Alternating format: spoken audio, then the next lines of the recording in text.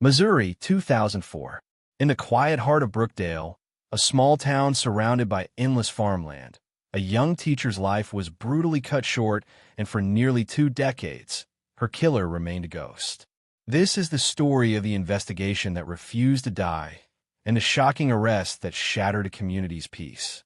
Before we begin, make sure to subscribe and turn on notifications. Every case deserves to be remembered, because what investigators uncovered, no one saw coming. Brookdale, Missouri, a town of church bells, cornfields, and winding streets where everyone seemed to know each other's names. It was the kind of place where doors were left unlocked and a missed Sunday service drew polite concern. In the heart of this close-knit community lived 27-year-old Emily Carter, a second-grade teacher whose warmth seemed to reach every corner of town. Her students adored her, parents trusted her, and colleagues often said her classroom was the happiest room in the school. Every morning, Emily arrived early, her arms full of lesson plans and handmade crafts. She loved teaching about nature, sometimes leading her students outside to draw flowers or trace the patterns of clouds. Her desk was cluttered with notes, thank you cards, and hand-drawn hearts that read "Best Teacher Ever." After the last bell, she often stayed behind, cleaning brushes, grading papers, or humming softly to herself. Outside school, Emily lived in a small white bungalow on Maple Street with her golden retriever, Daisy. Her life was simple, structured, and filled with purpose. She volunteered at the library on weekends, helped organize school fundraisers, and spent evenings cooking dinner for her parents, who lived just a few miles away. To everyone around her, Emily represented the best of Brookdale kind, dependable, and endlessly giving. But those closest to her noticed subtle changes that winter before the tragedy. Emily had recently ended a relationship with a local contractor named Daniel Hayes. Friends said she never spoke poorly of him, but she had grown quieter, more cautious. She began locking her doors twice, leaving the porch light on longer than usual. When asked about it, she would laugh it off, just being careful, she'd say, yet her eyes often lingered on passing cars a second too long. Her mother later recalled that Emily seemed restless. She'd been talking about taking a summer road trip, something she rarely did, as though she was trying to distance herself from something unspoken. Her father brushed it off as post-breakup fatigue. No one imagined those quiet shifts would later take on a haunting significance. Brookdale in 2004 was the picture of safety. The biggest stories in the local paper were about high school football games and crop festivals.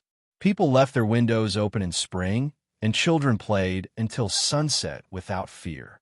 But in small towns, peace often hides fragility. One sudden act can fracture it forever. That April, Emily was planning her class's spring showcase, a project where students would present what they'd learned about Missouri wildlife. Parents said she was especially cheerful that week. She bought new art supplies, baked cupcakes for her students, and told her mother she'd stop by for dinner on Saturday evening. Nothing seemed out of place. Yet beneath the surface, unease lingered.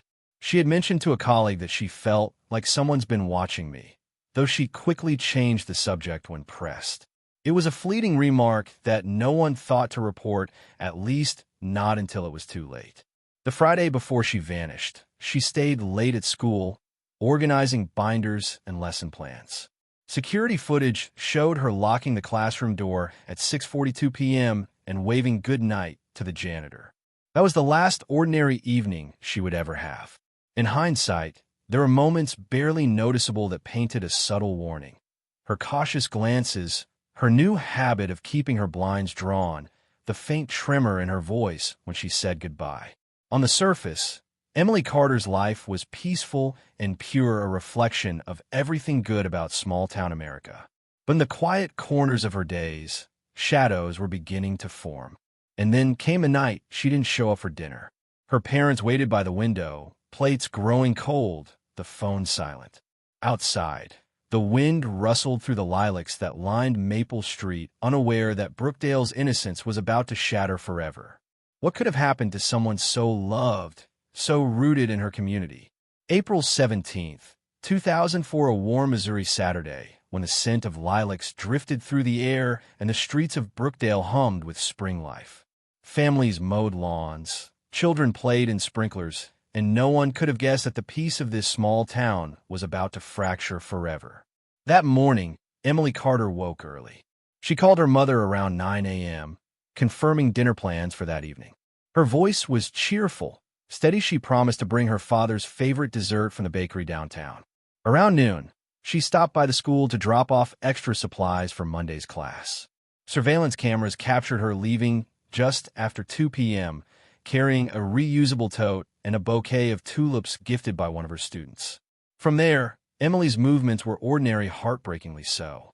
At 3:52 p.m., grocery store footage showed her smiling as she selected flowers and a bottle of peach tea. She chatted with the cashier, waved to a former student's mother in line, and walked out into the sunlight. That was the last confirmed sighting of her alive. By 6 p.m., her phone went unanswered. Calls from her parents rolled to voicemail, unusual for Emily, who never ignored family. By 7:30, her father drove past her house on Maple Street. Her silver sedan sat in the driveway, driver's door closed, engine off. The porch light glowed faintly in the dusk. He assumed she had stepped out to walk Daisy, her dog, and drove home. At 9 p.m., worry turned to dread. When Emily still hadn't arrived for dinner, her parents drove back to the house. What they found sent a chill through them both. The car was exactly as before, doors locked, keys still dangling from the ignition. Her purse and phone lay neatly on the passenger seat. Daisy barked from inside, frantic. There were no signs of struggle, no footprints, no broken glass, just silence. Police arrived within 30 minutes. Officers knocked, called her name, then forced entry. Inside, the home looked undisturbed. Dinner plates rested in the sink, a cup of tea half finished on the counter, her work bag propped by the door. The clock ticked softly, its steady rhythm mocking the chaos forming in their hearts. The initial search began immediately. Officers canvassed the neighborhood, asking if anyone had seen or heard anything unusual. One neighbor mentioned hearing a sharp sound around 6:15, like a car door slamming hard. She said, but no one saw anyone leave the property. Another resident recalled spotting a dark pickup truck idling a few houses down earlier that day. Police made note, but without a plate number, the lead went nowhere. By midnight, the search expanded.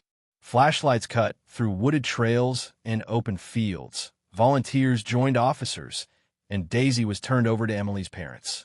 The night air grew heavy with fear and disbelief.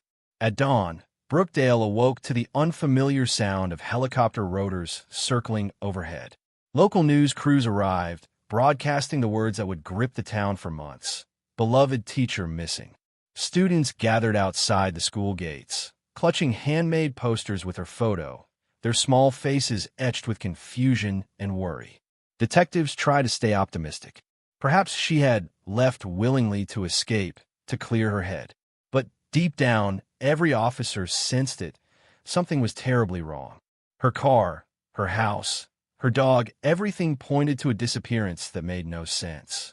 By Sunday morning, police dogs traced her scent only as far as the edge of the driveway before it vanished. No trail, no struggle, no sign of where she went. The people of Brookdale began locking their doors for the first time in years. Fear rippled through the town like an unseen current.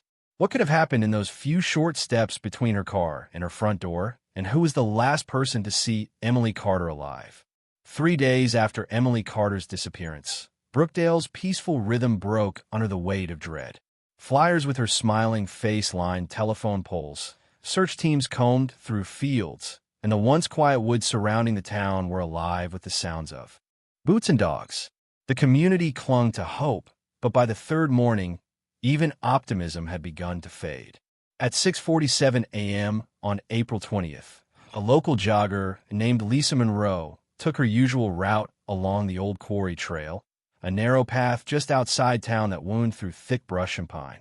She would later tell investigators she noticed something odd, a patch of disturbed soil near a ravine, branches arranged in an unnatural pattern, almost like a hurried attempt to conceal something.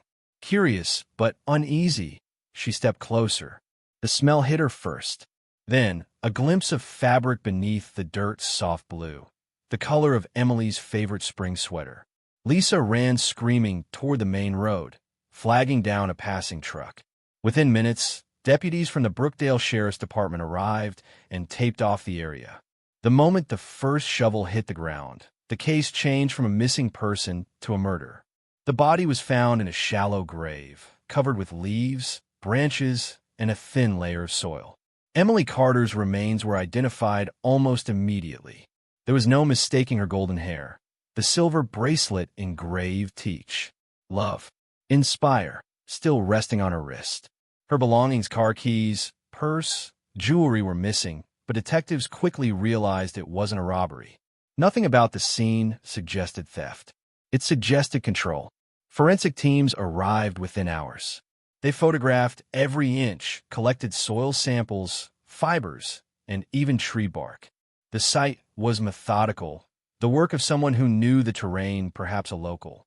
Detectives noted faint tire impressions on the nearby dirt road, too incomplete for a full match, but consistent with a truck or SUV.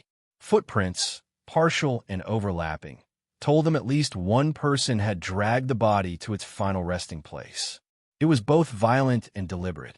The medical examiner later confirmed blunt force trauma to the head, along with defensive wounds on Emily's hands. She had fought hard. That fact struck investigators and family alike. The kind, soft-spoken teacher had faced her killer until the very end. When the news broke, Brookdale fell silent. Parents pulled children from school, and the elementary, where Emily taught, became a gathering place for grief. Her classroom door was covered in flowers, candles, and handwritten notes from students. "We miss you, Miss Carter." At night, vigils lit up the main street, hundreds of candles flickering against the darkness. A small town mourning one of its own. Detectives faced immense pressure. Reporters from St. Louis and Kansas City swarmed the area, calling it the Missouri teacher murder. Police Chief Harold Price promised justice on live television, vowing, "We will not rest until Emily's killer is caught."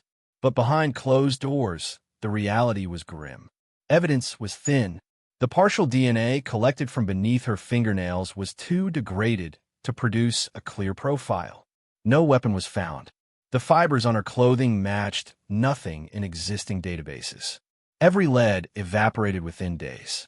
Detectives interviewed dozens of townspeople, former students' parents, neighbors, co-workers, even her ex-boyfriend Daniel Hayes.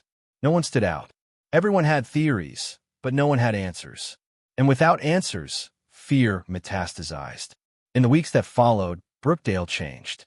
People installed deadbolts, carried flashlights at night, and eyed strangers with suspicion.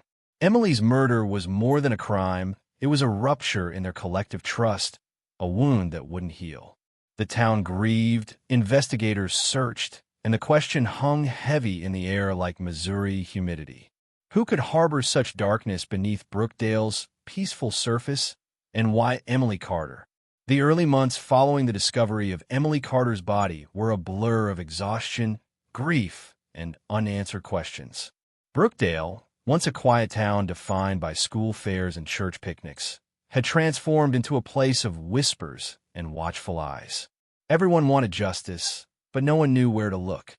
Detectives from the Brookdale Sheriff's Department set up a task force within days, transforming the second floor of the precinct into a war room. Maps of the area were pinned to the walls, red strings connecting key locations: Emily's home, the wooded ravine, Daniel Hayes' construction site, the old quarry trail. Coffee cups, files, and evidence bags cluttered every surface. "No stone unturned" became the unofficial motto, though fatigue soon replaced determination. The first person to draw serious attention was Daniel Hayes, Emily's ex-boyfriend. A rugged, soft-spoken contractor in his early 30s, Daniel had dated Emily for nearly 2 years before their quiet breakup 6 months before her death. Neighbors recalled hearing them argue outside her apartment weeks before she vanished, something about trust and moving on. The moment detectives heard that, suspicion ignited. They brought Daniel in for questioning. The interview was long and tense. Detectives pressed him about his whereabouts the night Emily disappeared. He claimed he was working late on a renovation project for a client in nearby Fairview. His co-workers confirmed it, even producing time-stamped receipts for construction materials that matched his story. Still, the police pushed harder. They searched his truck, his home, his work sites, collecting fibers, fingerprints, anything. Nothing matched. He even volunteered for a polygraph, which he passed.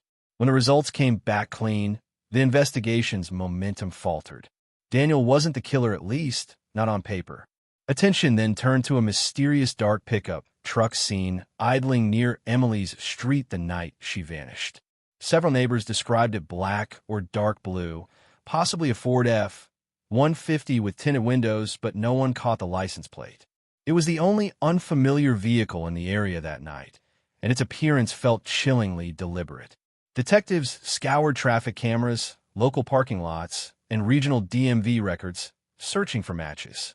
Hundreds of trucks fit the description. None led anywhere. Meanwhile, volunteers organized massive search efforts. Residents combed through dense woods, drainage ditches, and abandoned barns.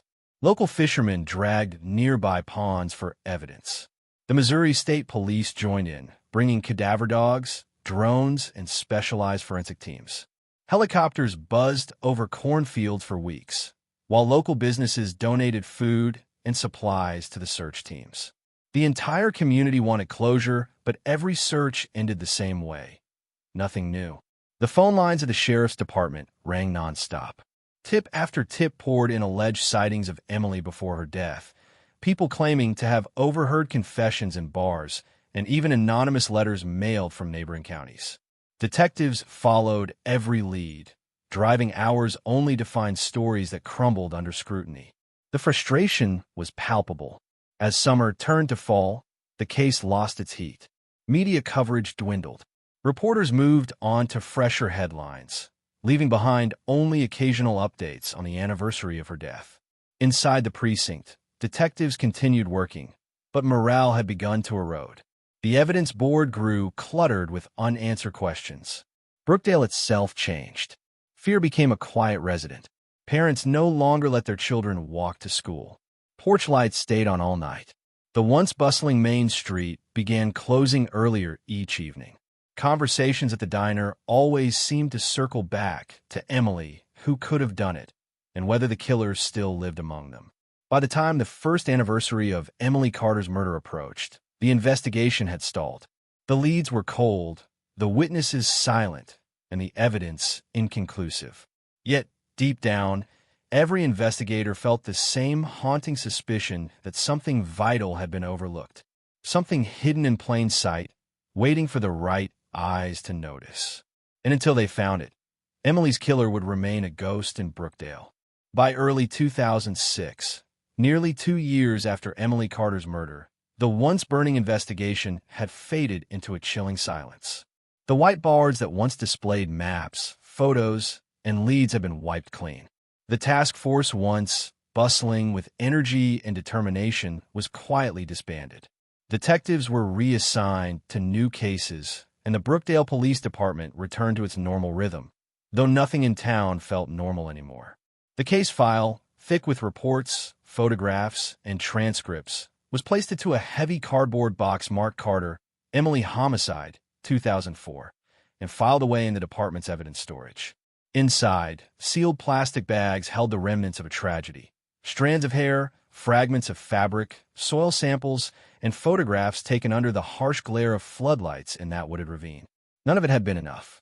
For Emily's family, time did not dull the pain, it only deepened it. Her parents, Linda and Mark Carter, visited her grave every Sunday without fail, often leaving fresh lilacs, her favorite flower. Her mother would straighten the framed photo on the headstone, Emily smiling in her classroom, chalk dust on her hands, and whisper prayers for peace and justice. Her father, once a quiet man, began speaking at local schools about safety and awareness. Evil, he would tell students, doesn't always wear a face you recognize. In 2005, the Brookdale Elementary School, where Emily had taught 3rd grade, started an annual scholarship in her name, the Emily Carter Memorial Award for Future Educators. Each spring, a deserving student would receive it, their name read aloud in the gymnasium where Emily once handed out gold stars and hugs. The ceremony became both a tribute and a wound, a reminder of a life cut short, but not forgotten. Meanwhile, the police department struggled with the weight of failure. Detectives who had once lived and breathed the Carter case spoke of it in hushed tones. Some retired early, unable to shake the frustration of knowing they'd come so close yet still miss something. Rumors began to swirl through Brookdale. Some claimed the killer had moved away. Others whispered darker theories that he was still among them, living an ordinary life, blending in, attending the same grocery stores and Sunday services as everyone else. Each April, as the anniversary approached, local newspapers reprinted Emily's photo, the same one from her classroom, with her warm, genuine smile. Still no arrest in teacher's murder. The headline would read, always followed by the same plea for information. People glanced at it, shook their heads, and turned the page, though the guilt of forgetting weighed heavy on some. Behind the scenes, the physical evidence from the case sat locked in an aging metal cabinet. Dust settled on the boxes, and the once active investigation became just another cold case number in the archives. Yet, not everyone was willing to let it fade away. Detective Ryan Holloway, who had joined the Brookdale Police Department in the early 2000s, refused to close the door on Emily's case completely. He had been a junior investigator back then, quiet, methodical, and deeply affected by what he'd seen. Though years had passed, Holloway kept a copy of Emily's file in his home office, revisiting it every few months. He believed that someday technology would catch up, that science might find what human eyes had missed. In 2006, forensic testing was still limited. DNA analysis required larger, purer samples than the degraded evidence could provide. Fingerprints lifted from Emily's car were smudged and partial. Fibers found at the scene offered no clear source. Every piece of evidence had been tested and retested, only to yield nothing definitive. But Holloway was patient. He often told colleagues, "Time doesn't erase evidence, it just waits for the right tools."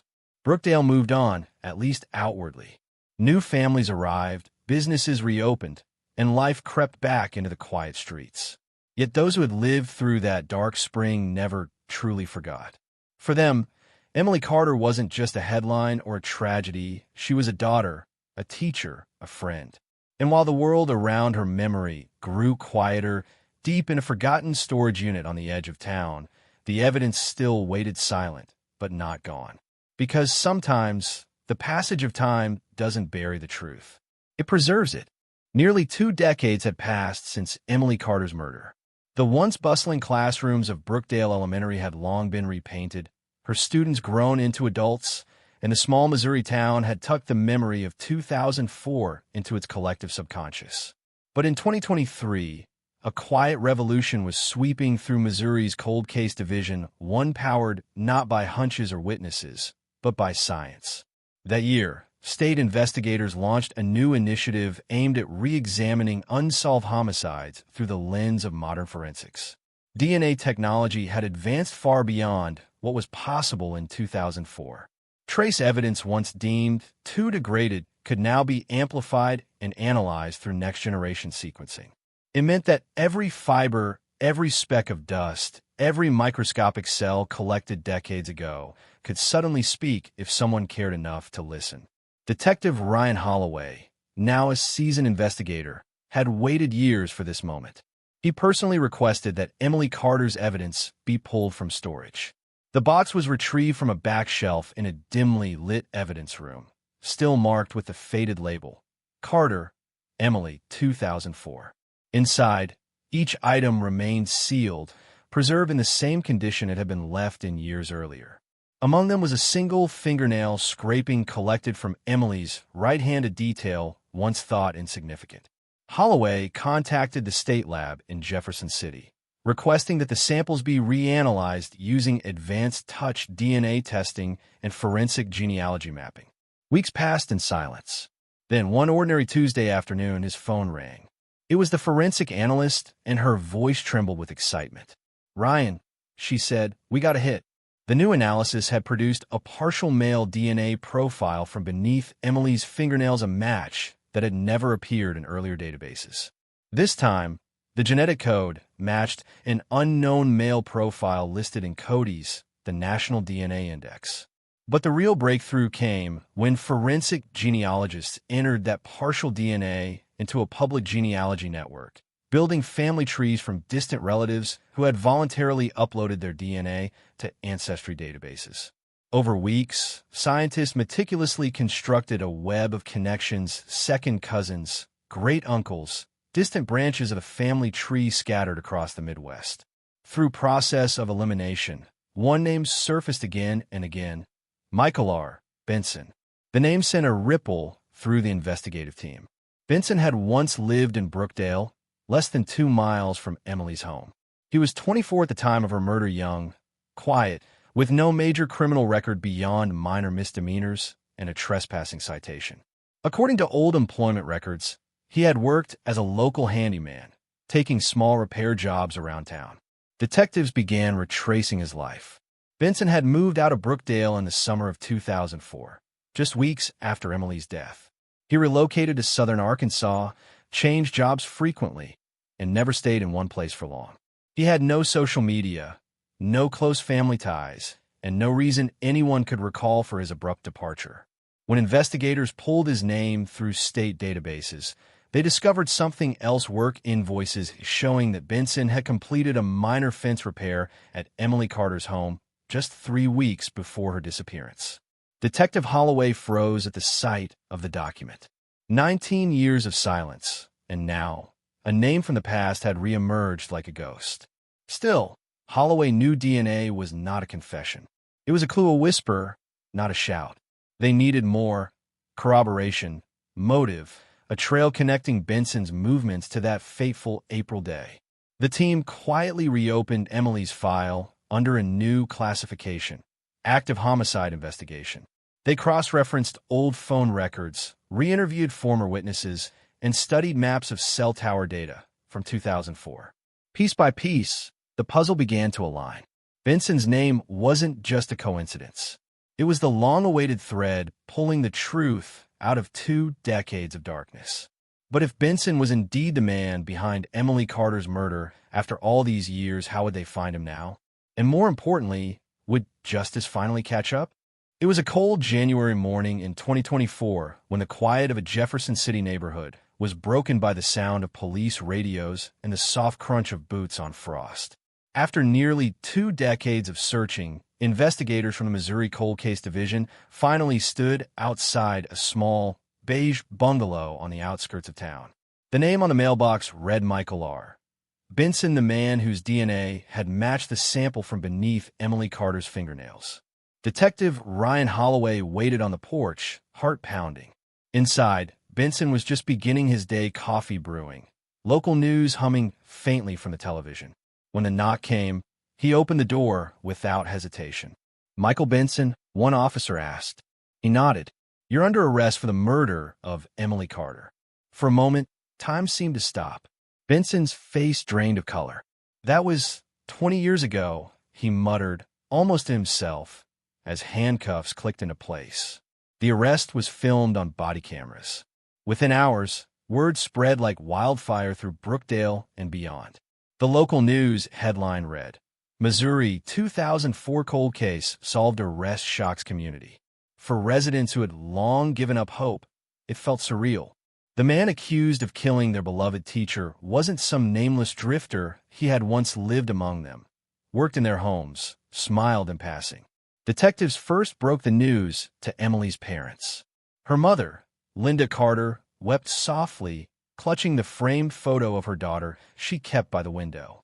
Her father, Robert, could only whisper through trembling lips, "We never gave up." For them, the phone call brought both closure and pain. The wound of loss reopened, but now with the promise of justice. That evening, Brookdale's local paper published a special edition. Neighbors called one another in disbelief, revisiting memories of the man now accused. Some remembered Benson as polite and quiet, a young handyman who kept to himself. Others recalled a darker side: quick temper, sudden mood swings, and odd disappearances around the time Emily went missing. Police confirmed Benson had lived barely 2 miles from Emily's home in 2004 and had completed small repair jobs for several residents in her neighborhood. After her murder, he vanished from town without notice. Now, nearly 20 years later, his past had finally caught up. During his initial interrogation, Benson remained calm, speaking little. "I didn't do this," he said flatly, staring at the table. When detectives confronted him with the DNA evidence, he fell silent. His lawyer later issued a brief statement claiming there had been a tragic misunderstanding and that they intended to challenge the validity of the forensic methods. But behind the scenes, investigators knew the DNA match was airtight, a 1 in a billion probability. The community's emotions were mixed: grief, relief, disbelief.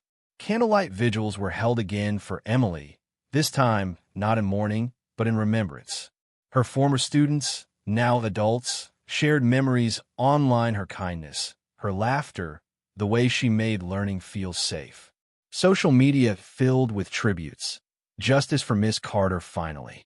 Detective Holloway stood outside the courthouse days later, watching as Benson was led in, handcuffed, wearing a plain gray sweatshirt. Reporters shouted questions. He gave no answer, his gaze fixed on the ground. To the public, he looked like any other aging man, ordinary, unremarkable. Yet beneath that quiet exterior, the evidence suggested the hidden face of violence. For the first time in 2 decades, the name Emily Carter was no longer followed by the word unsolved. The case that haunted Missouri had finally turned a corner. But as the courtroom lights awaited the start of trial, one question still lingered in every heart. Would the truth, after all these years, finally be proven beyond a reasonable doubt? By autumn of 2024, nearly every major news outlet in Missouri had a reporter assigned to Jefferson County Courthouse. What began as a local tragedy 2 decades earlier had become one of the state's most closely followed cold case trials. State of Missouri versus Michael R. Benson. The courtroom buzzed with anticipation, the air thick with the weight of long-delayed justice. From the moment the jury was seated, the prosecution made their message clear. This case was built on time, truth, and science. The district attorney stood before the 12 jurors and began. For 20 years, Emily Carter's voice was silent. Today, through evidence and persistence, she finally speaks again. The prosecution meticulously reconstructed the events of April 17, 2004. Using a timeline built from DNA, cell records, and witness accounts, they argued that Benson had gone to Emily's home that evening, possibly under the pretense of offering to fix her fence again. An argument ensued, perhaps over money or rejection. It escalated quickly, they said, into violence. Forensic specialists explained how microscopic traces of Benson's skin cells were found beneath Emily's fingernails, evidence of a desperate struggle. The defense countered forcefully. They claimed the DNA was too small, too old, too uncertain. They alleged contamination in the evidence chain, suggesting that Benson's prior repair work at Emily's house could have resulted in an innocent DNA transfer. Their attorney argued passionately that prosecutors were building a case on the back of 20-year-old dust. Emily's parents, Robert and Linda Carter, attended every hearing. They sat in the same front row each day, clutching tissues in each other's hands. When forensic photos appeared on the courtroom screens, Linda turned away, tears streaming down her face. Still, she refused to leave. She had promised her daughter that she would see this through. Witness after witness took the stand: former detectives, forensic analysts, old neighbors who recalled Benson's sudden disappearance after the murder. One neighbor remembered seeing his truck parked near the wooded area where Emily's body was later found. Another recalled how Benson had mentioned moving to get a fresh start. Each testimony tightened the noose of evidence around him. When Benson himself took the stand, the room fell silent. He looked older, thinner, his gray hair framing a face that betrayed little emotion. Under oath, he denied killing Emily. He claimed their interactions were brief, a few words exchanged during repair visits. "I barely knew her," he said. "I didn't hurt anyone." But the prosecution was ready. They revealed new evidence, a digital reconstruction of 2004 phone tower data, showing Benson's phone pinging near Emily's home the night she disappeared, contradicting his earlier claim that he'd been out of town. Then came the clincher, a lab expert testifying that the DNA found under Emily's nails had a 1 in 1 billion chance of belonging to anyone other than Benson. The courtroom's atmosphere shifted. Even jurors who had appeared uncertain began taking notes with renewed focus. After 3 weeks of testimony and nearly 20 witnesses, the judge sent the jury to deliberate. The wait felt endless, though in truth it lasted only 6 hours. When the jurors returned, every seat in the gallery was filled with former classmates, townspeople, reporters, all holding their breath. On the charge of first-degree murder, the foreperson read, "We find the defendant, Michael R. Benson, guilty." A stillness fell over the courtroom. Emily's mother wept into her husband's shoulder, whispering her daughter's name. The prosecutors exhaled in quiet triumph. Benson sat motionless, eyes fixed on the table before him.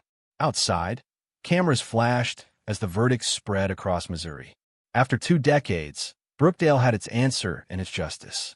Yet even as the crowd dispersed, one lingering question hung in the air. What lessons would this small town carry from the darkness it had finally overcome? In the months that followed the verdict, the town of Brookdale began to breathe again slowly, cautiously, like a community waking from a 20-year nightmare. For years, Emily Carter's name had been spoken in hushed tones, always followed by the same word: unsolved. Now, for the first time, people could say her name and mean something else: justice. Emily's parents, Robert and Linda Carter, became symbols of endurance. Their faces had been familiar to everyone in town on missing posters, at vigils, in interviews where hope flickered behind weary eyes. After the trial, they chose quiet over headlines. Yet, even in their silence, their love spoke loudly. Each Sunday, they visited the small memorial garden beside Brookdale Elementary, where a stone plaque bore their daughter's name. Children still placed flowers there every spring, some too young to remember who she was, but old enough to understand that she mattered. "She's teaching again," Robert once said softly during an interview, "just in a different way." To honor her legacy, a local university established the Emily Carter Memorial Scholarship, awarded annually to education students who embodied compassion and community service values she had lived every day. The first recipient, a young teacher from Brookdale, dedicated her classroom to Emily's memory, decorating it with sunflowers, Emily's favorite flower. The town itself also changed in more lasting ways. Following the verdict, Missouri lawmakers cited Emily's case in hearings about improving cold case funding and evidence preservation. The decades-long gap between her death and the arrest became a rallying cry for reform.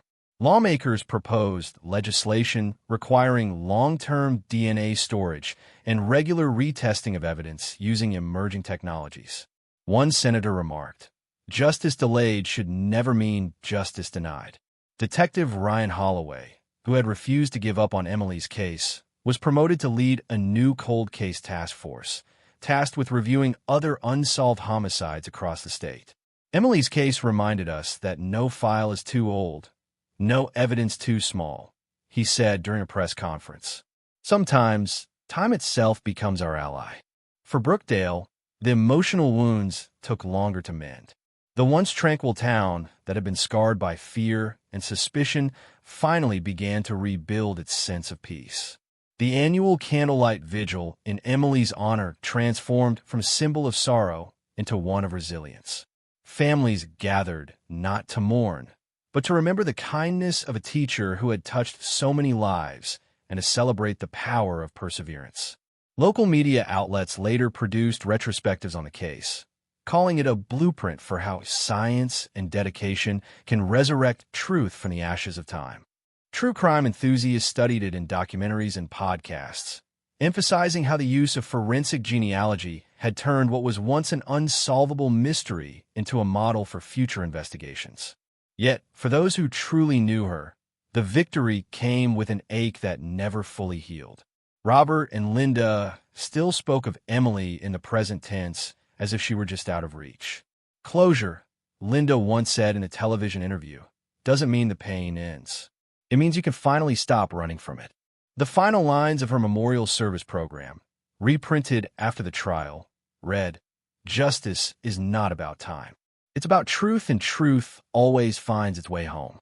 Emily Carter's story transcended tragedy.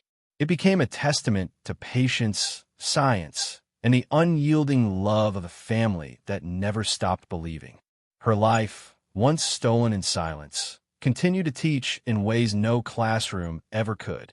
Still, one question lingered quietly in the hearts of those who loved her. What does true justice look like when it arrives 20 years too late?